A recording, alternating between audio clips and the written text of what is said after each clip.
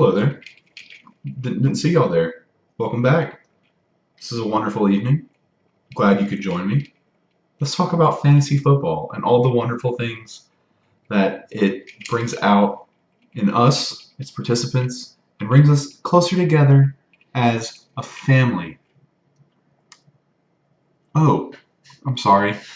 The remaining six of you plebs who are not in the playoffs, such as us, the skillful elite, can just wallow in what we call the Sacco race for our entertainment while we vie for the championship and money and glory that is this season. Thank you, and welcome to the recap this week. I'm Trey Crawford, your host. It's going to be delicious. All right, let's get into it. Playoff time, baby. It's nuts. I first want to shout out to the hanging picture that fell again and scared the everything piss out of us at 3 in the morning, which prompted a good old shotgun clearing in the house, thinking someone kicked in our fucking door. But I digress. It was a crazy week. Last week, I stumbled through a whole bunch of playoff scenarios that ultimately didn't come to pass. I feel like the 6 that I talked about last week made it, and I'll reveal those in a very college football selection manner here in a minute. But what did happen were people who were kind of locked in the playoffs lost. There's a lot of seed shuffling going on in the people who made it. Now the others, speaking of ESPN, probably what Chris said. Kelly Bryant. To Mizzou! Alright. Yeah. As y'all were talking about just a minute ago. But yeah, so it's interesting. So I want to get into it. I don't want to spend too much on the games this past week and kind of get into the playoffs and the Sacco race and see what we got going. Who got the buys and, who's going to have a tough matchup, who's going to have an easier matchup, and the Sacco race, like I mentioned a second ago. So, let's get into it. Pretty crazy week, especially for me. But first I want to point out, it was a very low-scoring week. Throw out Matt, who's kind of an outlier in that, but a lot of really poor scores. In my Yahoo and my CBS league, both the lowest scores of the season, like just league-wide. Lucky I wasn't either of those, surprisingly. But yeah, set a record for lowest scores, like combined score between two teams. It was just wild. So if I jump in, I beat Steve. I shouldn't have. Steve should have won that game last night. For those watching the Philadelphia game, Steve had Carson Wentz, Alshon Jeffrey, and I think Jordan Reed for the Redskins. And in the last half of the third quarter the fourth quarter got kind of nuts. But yeah, the last 6 minutes of the game, neither one of those three players scored any points. And I got a few more per decimal points of points in garbage time because I had the Eagles running back Adams, but I think Steve pulled within 0.3 points of me. Basically, if someone just breathed on the ball that was on Steve's team, it would have sent him over. But it was wild. I can't believe I won that game, especially with 88 points. Just nuts. That's a tough one for Steve. BMO getting the win over Colin. Not terribly surprising, but what is surprising about it, they only won by 8 points. Again, not very. He only won 105 points. Colin had 97. It's wild. Matthew kind of struggled with B-Wade. If there's ever a week to beat B-Wade at 113 points, that's the way to do it. And Matthew, you didn't, so shame on you. I hope Ben wakes you up in the middle of the night a lot, more than usual. Not really, that's mean. So the other interesting game, I threw Matt out at the beginning, I want to pull him back in. So Riley had a crazy... Riley's one of the, he had some other dominoes fall, but he was playing in. Unfortunately, he did not win. He gets a huge score, the third highest score in the league this week. Should have to be playing Matt with 167. Matt, sitting at 8-5, definitely coming in strong into the playoffs with a very high scoring performance, especially in a week like this. I mean, good lord. So Riley at 128 would have beaten everybody else but Nick, which Nick had his highest scoring game, I think, of the season, maybe, or in a good long while. Another big one here, Will upsets Chris, which Chris was vying for, hoping, that a strong Matthew performance to maybe knock off B-Wade or Colin knock off BMO. And Chris might have been looking at that number one spot, I think, depending on how Chris and I panned out. Because I definitely do not have. I think Chris definitely has more points than me on the year. Unfortunately, Will snuck in. Will, our champion, is not going to make the playoffs this year, but kind of one last screw you to Chris to affect his seed. We'll get to that in a second. Yeah, we'll see the consequences of that play out in the next few weeks. And finally, Nick, I'll jump into the actual score here because Nick's been struggling offensively for the past few weeks. Definitely hard, but puts out just shy of 140 points. That was nuts. Yes, you have Patrick Mahomes. Your running backs finally get together.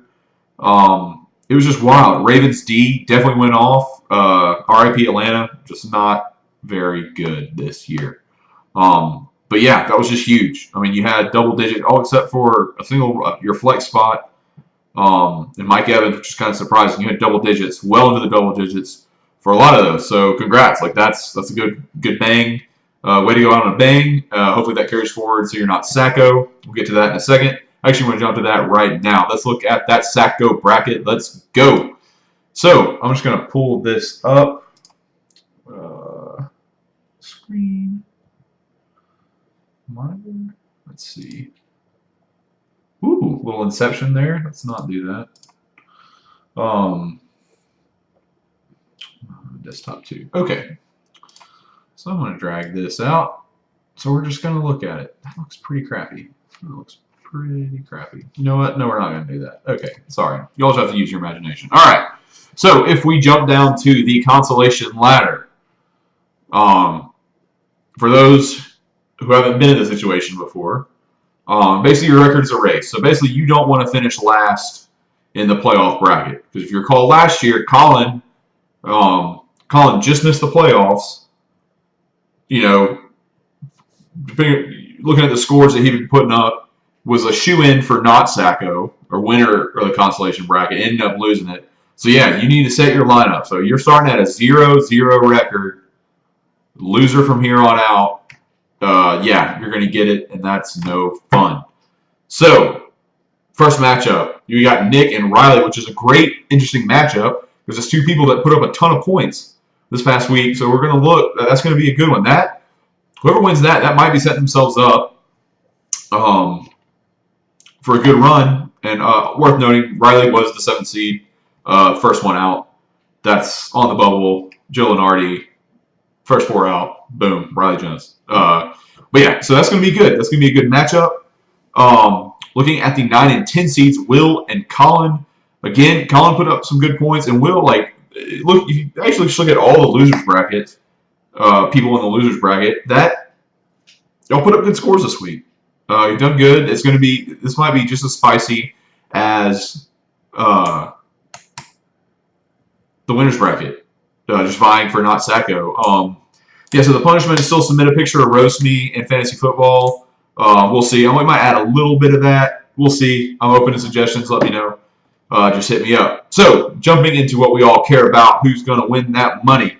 Again, if you've forgotten, or it's been a long time since you've been in the playing for the money, first place of this, winner of it all gets 80% of the pot. Loser gets 20, or the runner-up, the first place loser, get all of that, gets 20% of the pot, which is still a pretty good amount of change.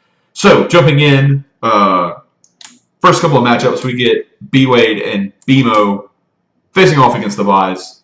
They got it. Top 2 of the season. Congratulations to them. They definitely, BMO's undefeated well into the season. That was nuts. I think B-Wade tripped up. You tripped up early.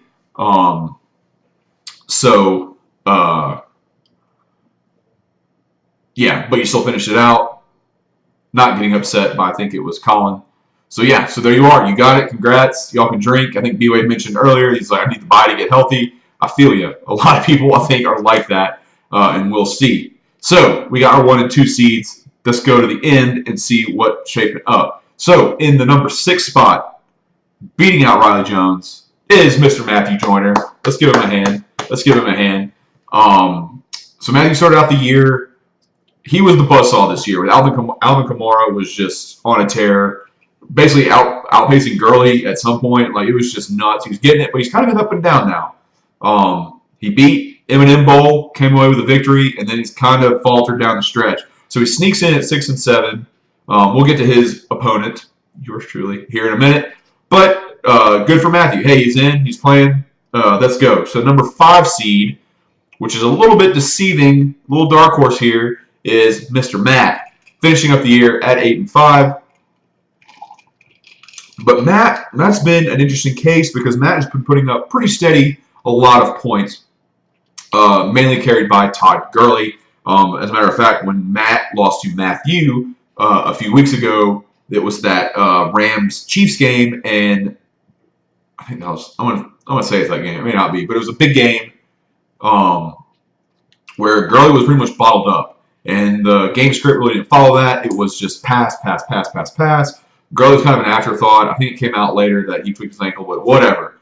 That was a big one, and Matt ended up losing because Gurley got like 9 or 10 points. So Gurley, we'll see. Are we going to start to rest him now that Rams have just been killing it in the NFL? We'll see. That's going to be really interesting. Number 5, that's a scary game. So we jump up to number 4 spot. Big consequence. I was slated for that, but with me winning and Chris losing, Chris gets to face Matt, which I'm incredibly happy for because, like I said, Matt's been putting up big points. I really haven't. I've been squeaking by, getting lucky. But that's going to be interesting because Chris has been putting up big points. Definitely choked it this week. Yeah, that's going to be, in my opinion, the game to watch. That's going to be a good one. Winner of that game between Matt and Chris gets the winner of Matthew and 3 seed, yours truly, the commish. Getting that win over Steve by like a point, maybe. And getting that 3 seed, sitting at 9 and 4. That's huge. That's a big difference because now, no offense to Matthew, but I get a Matthew who's kind of been struggling. And oh, by the way, I beat Matthew, I think 2 weeks ago. Or not this past week, but the week before last. It would be 2 weeks ago. Don't listen to me. So I'm feeling confident. I'm gonna remove myself from the camera and go to my rah-rah place and be like, yeah, I'm feeling confident. That's gonna be fun. Like, I just need to not shit the bed, famous last words, and I'm gonna get a crack at either Matt or Chris. So it's gonna be good. But Matthew plays for like his folks can wake up, and it's not like Matthew can drop 160, 70, 80 points, and we've seen him do it. That's gonna be nuts. So if we jump in, just doing a little preview the rest of the way. The winner of that. So if I just go raw, just like, I don't care what your lineup's at right now, just raw ESPN projections to win. It is Chris versus me. That's a scary matchup. Simply because Chris can score a lot of points too. It's kind of a do or die between whoever wins between Matthew and I. You're going to get a team. We're going to get a team that scores points, and that's how they've done it. All right, that's how y'all got to this point. Your seeds are deceiving at 4 and 5 seed, but y'all have killed it, so that's scary. Wait, is that even right? I'm an idiot. Because BMO and B-Way come in. You know what? Forget all that. Okay.